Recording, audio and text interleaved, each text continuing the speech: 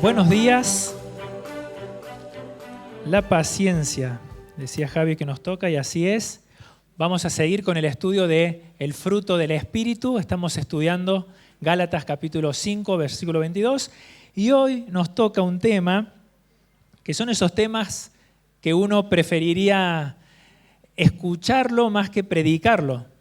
Son esos temas que uno preferiría que baje un ángel, que lo predique con todo tipo de autoridad, porque creo que si somos sinceros, todos luchamos con la impaciencia. También pensaba que la paciencia es una virtud, es un aspecto positivo del carácter, pero que si somos sinceros es algo que se tiene en poco. No valoramos la paciencia como una gran virtud, como algo que vamos a atesorar, que vamos a buscar. Si vos tuvieras una entrevista y te dicen, a ver, nómbrame una fortaleza tuya, describime quién sos vos, tu carácter, tus habilidades, rara vez alguien diría, bueno, yo soy paciente, como una gran virtud que habla de vos. No la pondrías en tu currículum. Porque la sociedad ha ido empujando incluso a los cristianos a valorar otro tipo de virtud, otros tipos de virtudes. Valoramos el liderazgo, valoramos la capacidad de hacer negocios, de resolver, pero qué poco se valora la paciencia. No sé si es algo que meditas, que pensás a menudo, ¿cómo estás con tu paciencia? ¿Sos impaciente? Hoy vamos a tratar ese tema y quería comenzar con un versículo. A ver, ahí está.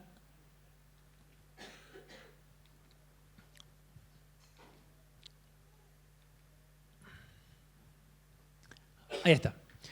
Bien, me van a tener que tener paciencia porque vamos a leer muchos versículos y también vamos a ver qué tal funciona el Power.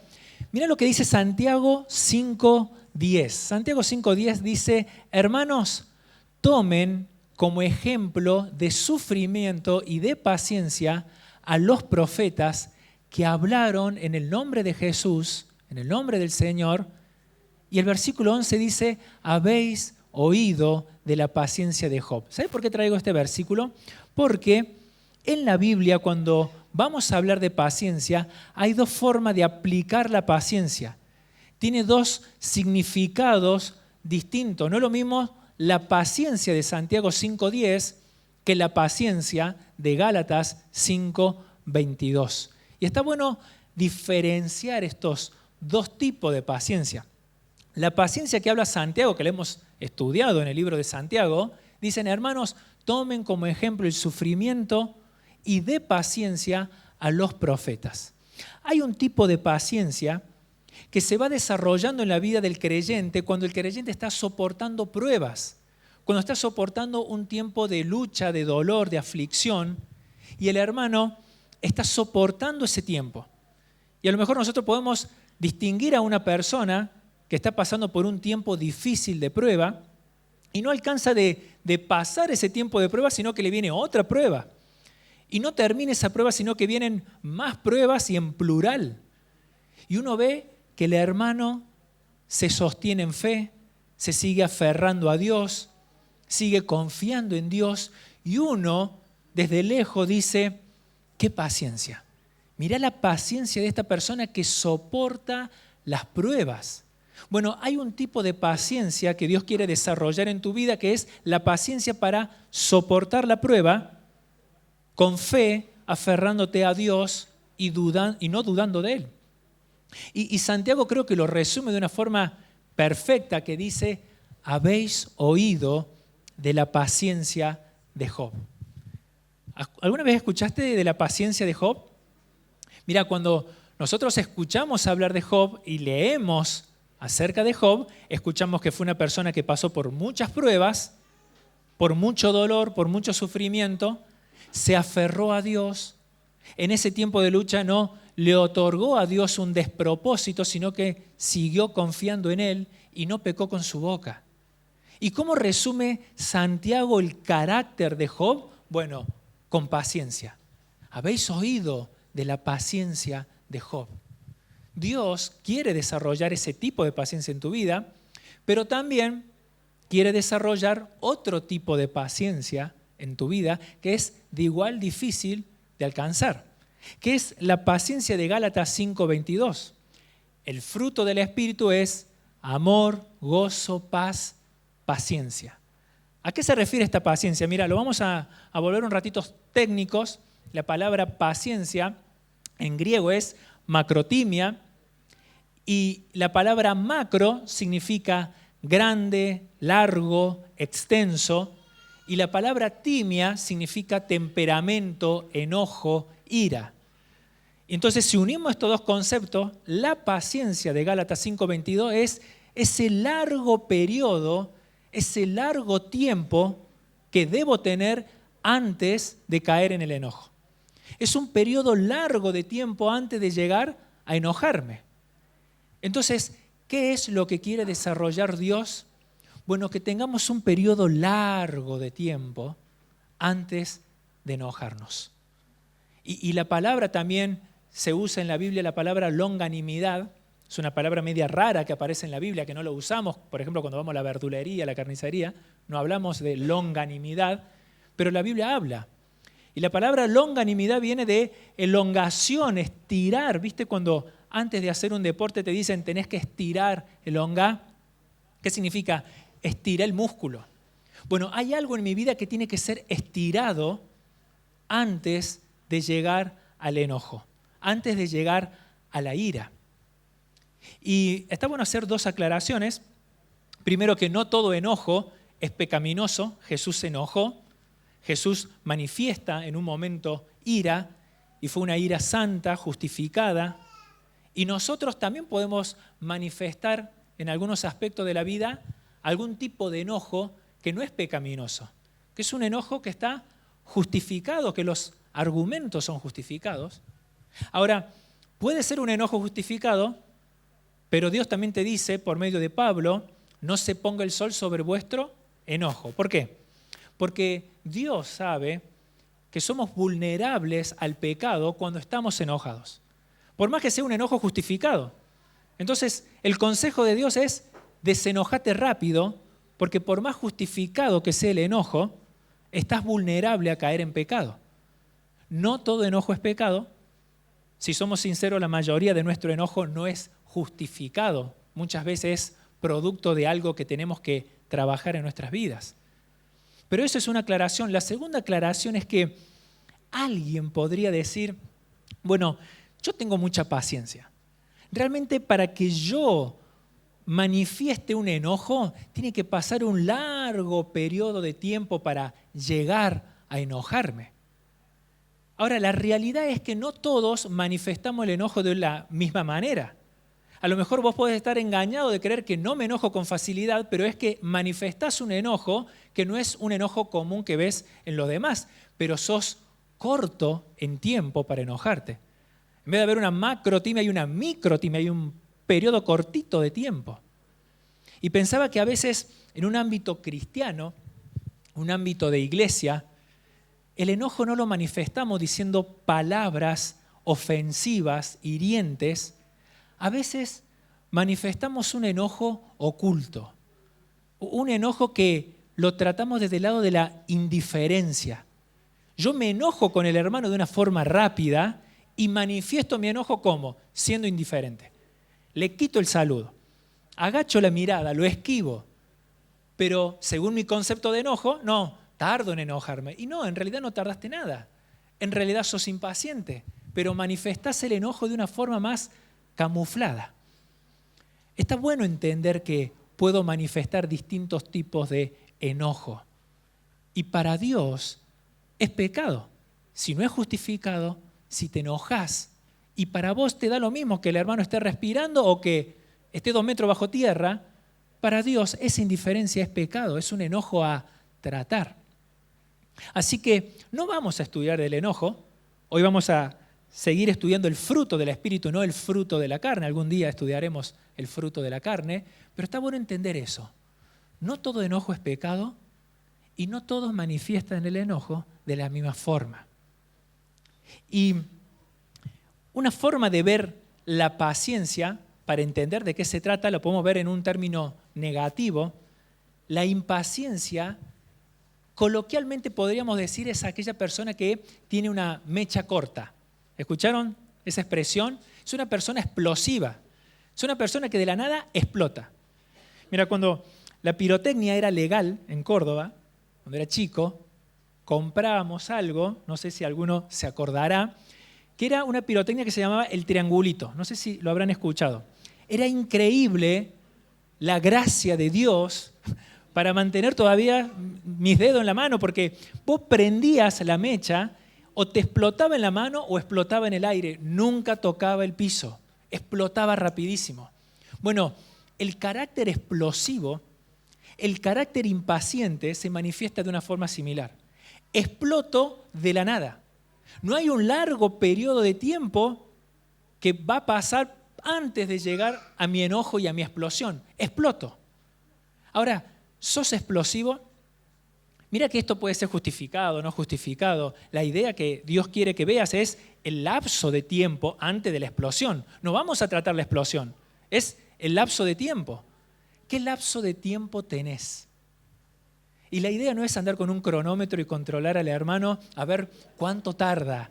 Vos tardaste menos, sos menos espiritual, sos inmaduro. La idea es mirarse. ¿Quién de acá puede decir, yo entiendo que la paciencia es una materia que ya probé?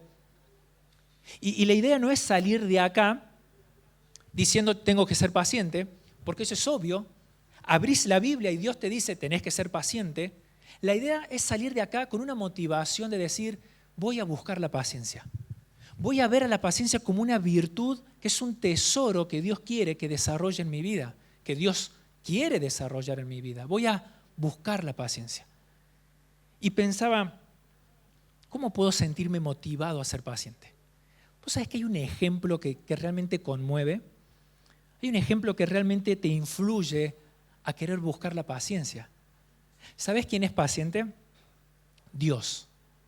Dios es paciente. De hecho, vamos a hablar del fruto del Espíritu. Estamos hablando del fruto del Espíritu, que es la manifestación de Dios en mi vida. Y Dios se manifiesta de una forma, ¿por qué? Porque Dios tiene distintos atributos. Y la idea de que Dios se manifieste en mi vida es que Dios manifieste su atributo en mi vida. Y en este caso, que manifieste el atributo de la paciencia. Mira este versículo, Éxodo 34, dice, y Moisés se levantó de mañana y subió al monte Sinaí. Y Jehová descendió en la nube y estuvo allí con él proclamando el nombre de Jehová. Y pasando Jehová por delante de él, proclamó Jehová, Jehová fuerte, misericordioso, piadoso, lento para la ira y grande en misericordia. Mirá la definición de la paciencia, lento para la ira. Ahí estaba Dios que se iba a presentar delante de Moisés. Y cuando uno se presenta, empieza a nombrar atributos propios de la persona. Dios empieza a presentarse delante de Moisés y nombrar atributos de Dios. Y dice, Jehová, Jehová, misericordioso, fuerte, piadoso y lento para la ira. Es un atributo de Dios. Ahora, ¿cuál es el contexto de este versículo? Bueno, si vos lees en tu casa ahí Éxodo 32, 33, 34, te das cuenta que Dios había sacado al pueblo de Israel de Egipto, había traído todas las plagas, los llevó al Mar Rojo, divide el Mar Rojo. Hablamos de la división del Mar Rojo como algo común, tremendo milagro de Dios. Llegan hasta un lugar al pie del Sinaí, Moisés sube al monte para recibir los mandamientos y no bajaba, y el pueblo se empieza a impacientar, empieza a perder la paciencia. Entonces van a Aarón y dicen, mira, hacenos un becerro de oro, porque este Moisés, de una forma despectiva, no sabemos qué le pasó, pero nosotros queremos seguir a alguien y decidieron seguir a un ídolo. Aarón, débil de carácter, junta los anillos, los aros y todo lo que es de oro y le hace un becerro de oro. Entonces el pueblo saca el becerro de oro y dijo, Israel, estos son tus dioses que te sacaron de la esclavitud de Egipto. Ese es el contexto. Ahora, paralelamente, mientras Israel estaba levantando el becerro de oro, ¿sabe lo que le dice Dios a Moisés? Moisés, descende. Hasta acá llegamos. Porque el pueblo rápidamente se volvió a los ídolos. Y fíjate esta dualidad de tiempo. El pueblo rápidamente se volcó a los ídolos y Dios proclamando, soy lento para la ira. ¿Sabías que Dios tiene el derecho de ejecutar juicio al instante? Dios no está obligado a esperar un tiempo antes de emitir un juicio frente al pecado. Dios lo puede ejecutar, tiene el poder, tiene el derecho y lo puede hacer tranquilamente. Ahora, ¿por qué Dios no ejecuta juicio frente al pecado de una forma instantánea? Porque Dios es lento para la ira. Porque Dios es paciente con su pueblo. Y fíjate que Dios no solamente manifiesta paciencia contra el pueblo, sino que también manifiesta paciencia contra sus enemigos. Hay un versículo fuerte, está en Apocalipsis. Dice Juan, cuando el Cordero rompió el quinto sello, vi debajo del altar las almas de los que habían sufrido el martirio por causa de la palabra de Dios y por mantenerse fieles a su testimonio.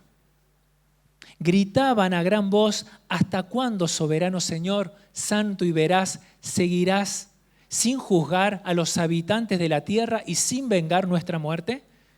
Fíjate lo que claman esas personas que fueron decapitadas, que entregaron su vida por la palabra de Dios. ¿Hasta cuándo, Señor? Lo dicen de una forma santa, sagrada, pero es el deseo de su corazón, Señor, basta. Basta de este tiempo que te estás tomando antes de emitir el juicio. ¿Hasta cuándo? El Salmo 94 dice, repite una palabra similar, ¿hasta cuándo los impíos, oh Jehová, se van a gozar? ¿Hasta cuándo hablarán cosas duras?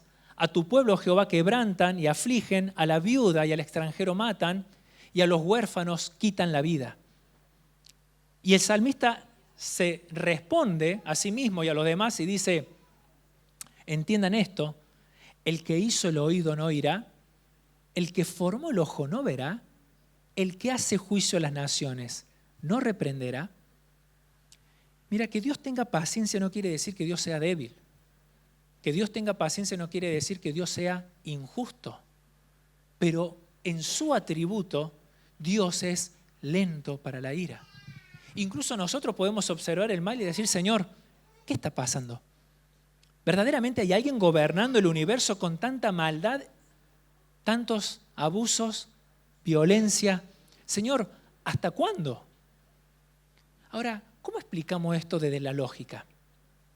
A ver, ciertamente en la Biblia encontramos algunos pasajes que hay excepciones, que Dios emitió juicio repentino cuando pecaron. El caso de los hijos de Aarón cuando hacen fuego extraño en el tabernáculo, de Ananías y Zafira en Hechos que mienten al Espíritu Santo y caen muertos. Hay excepciones, pero el atributo de Dios de la paciencia es algo que le otorgamos, que tiene, porque vemos una frecuencia, un patrón en la Biblia de muchas personas que dicen que es lento para la ira. Y sabes que no hay lógica acá. Podemos llamar al mejor apologista y dar argumentos razonables de por qué Dios no emite un juicio hoy frente a las naciones, pero vamos a llegar a un límite y decir, Dios es así. ¿Qué harías vos si fuera Dios?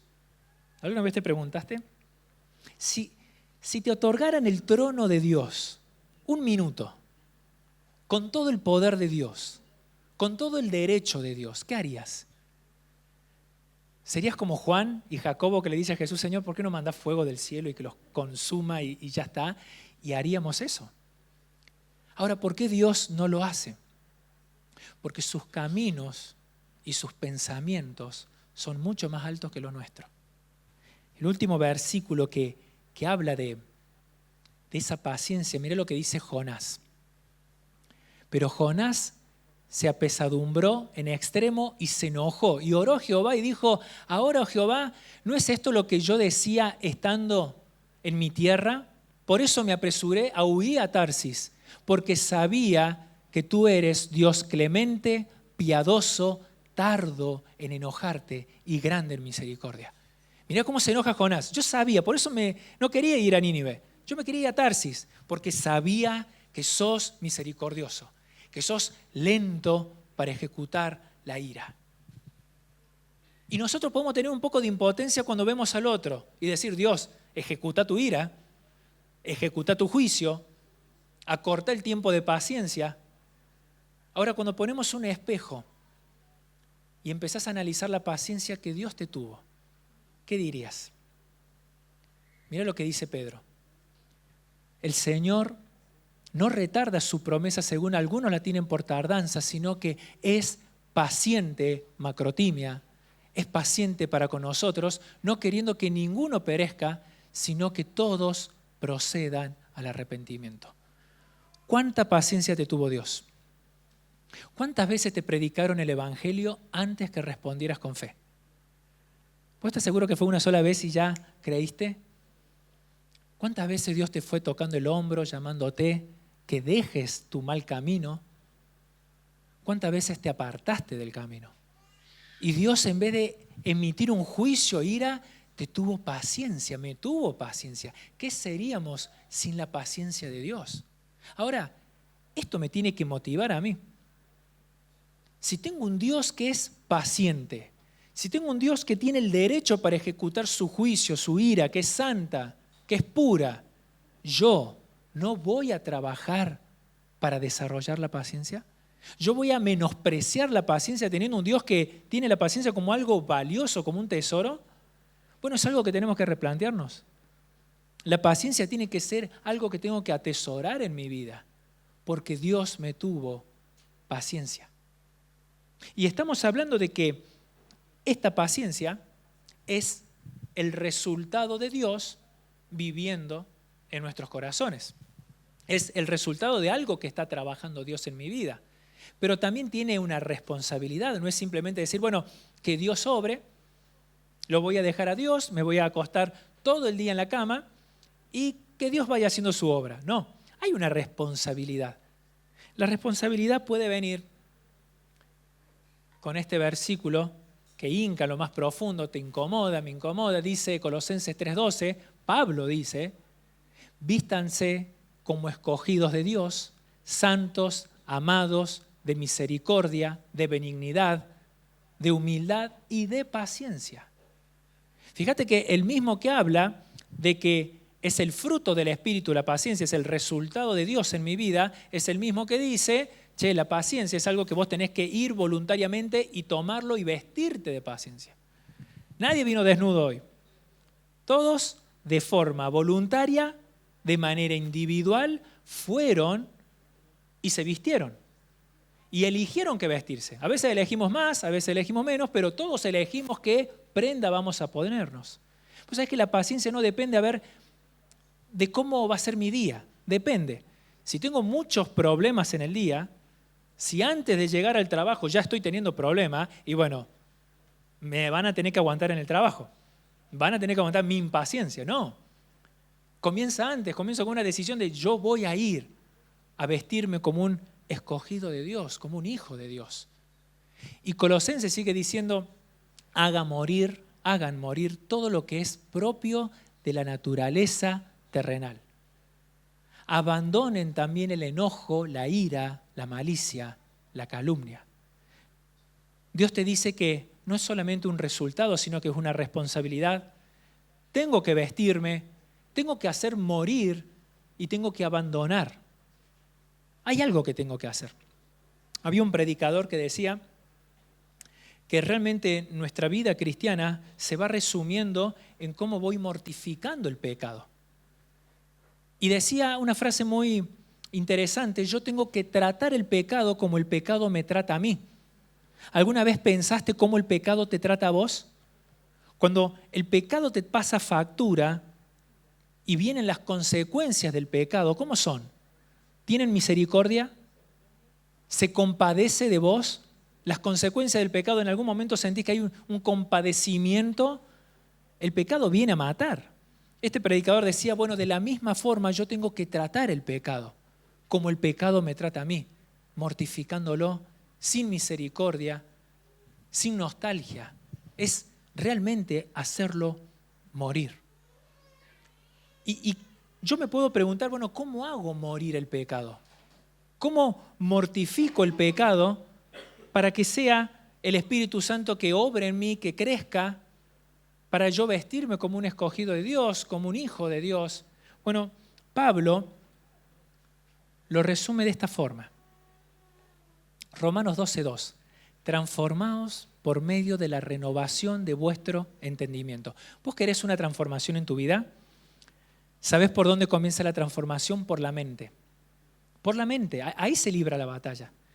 Hubo un tiempo en la historia humana, en la Edad Media sobre todo, sigue pasando hoy en día, pero en la Edad Media, en muchos monasterios había una práctica que se los consideraban como los laceradores, porque laceraban su propio cuerpo. Ellos pensaban, malinterpretando la palabra de Dios, que la forma de mortificar el pecado era lacerando su propio cuerpo. Fíjate cómo usaban métodos humanos para combatir el pecado. De hecho, hay un caso muy conocido de Orígenes que luchaba contra el pecado de la lujuria y él decide lacerar su propio cuerpo para dejar de luchar contra el pecado de la lujuria. Y es un gran ejemplo que pasó en la historia de alguien que hizo algo totalmente extremo, humano, de lacerar su propio cuerpo para combatir el pecado. Ahora Dios te dice, esa no es la forma. La laceración física no es la forma para luchar contra el pecado. ¿Sabes lo que te dice Dios? La mortificación del pecado, ¿sabes por dónde comienza? Por la mente. Por la mente comienza la mortificación del pecado. ¿Dónde está tu mente? ¿Dónde está tu mente ahora? ¿Dónde está tu mente en la semana? ¿Con qué cosas te estás llenando? En la lucha espiritual, mira, en la lucha física, todo se mide con una cuestión de fuerza, de pulseadas. Cuando vemos dos personas pelear a ver quién tiene más fuerza, ese va a ganar. Cuando hay una guerra entre países, a ver quién tiene más fuerza, ese va a ganar. Ahora, en la lucha espiritual, no es una pulseada contra el diablo. No es que yo voy a medir mis fuerzas contra la fuerza del diablo. El diablo tiene más fuerza que yo. Son ángeles, caídos, pero son ángeles. Ahora, Dios venció al diablo, a los demonios. Dios tiene infinitamente más fuerza que los demonios, pero no viene Satanás a luchar con una pulseada de fuerza. Él viene por tu mente.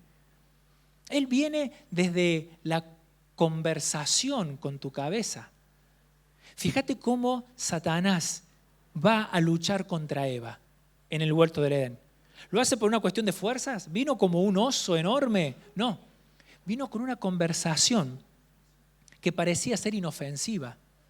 Y es ahí donde se libra la batalla.